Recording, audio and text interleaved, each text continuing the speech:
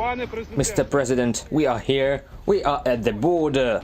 In this video, the Ukrainian military reports to the President of Ukraine on reaching part of Russia's border with the Kharkiv region. It took a lot of time and efforts to achieve the goal, but Ukraine's defenders coped and repelled the Russian invaders.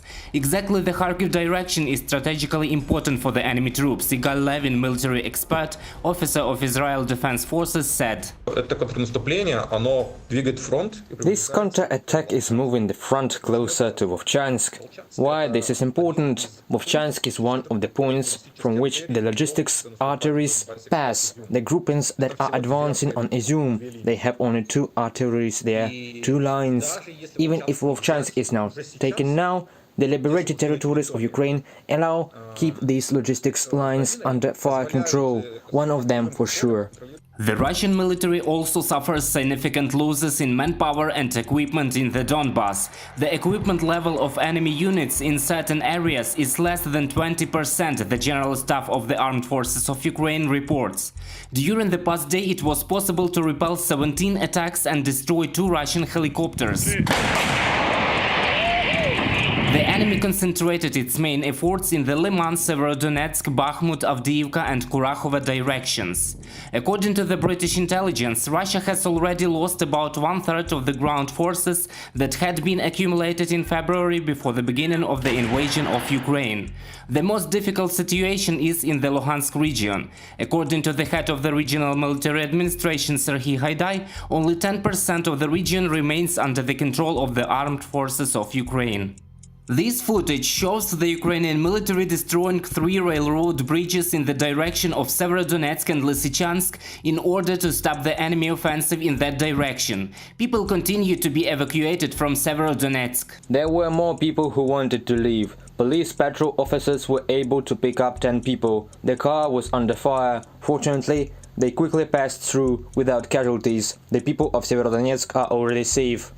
Serhiy Haidai, head of the Luhansk Regional Military Administration. And this is footage of the Severodonetsk hospital shelled by the Russian military. Despite significant destruction, medics continue to rescue wounded residents. The city is under enemy attack every day. Over the past day, the Russian military shelled 23 settlements in Donetsk and Luhansk regions. 32 residential buildings were destroyed or damaged. 3 people were killed and 13 were wounded. Meanwhile, 42 international court investigators will arrive in Ukraine next week to investigate Russian war crimes. This was announced by the court's prosecutor Karim Khan. This is the largest deployment ever undertaken by my office. 30 of them have been sent on temporary assigned by the Dutch government, including forensic scientists and analysts.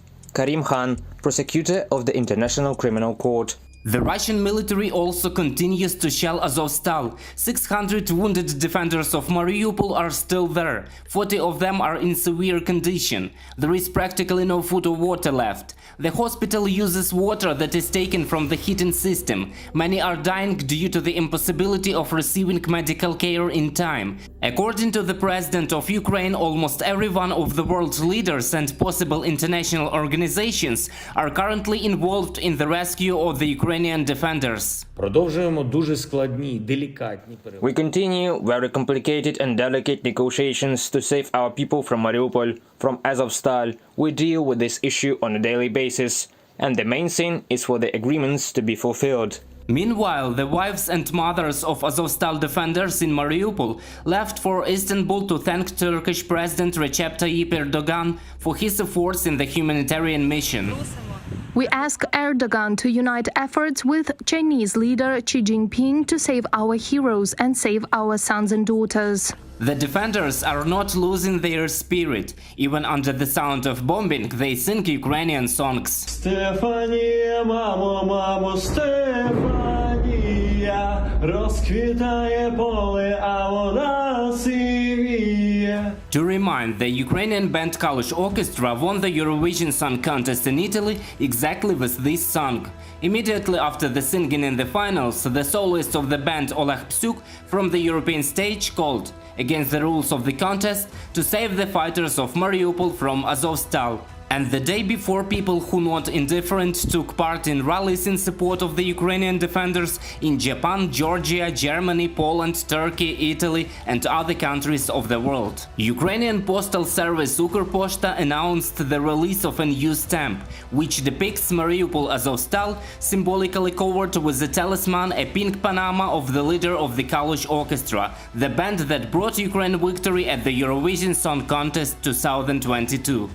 Reported by Roman Smoler, Alexander Belov, UATV News.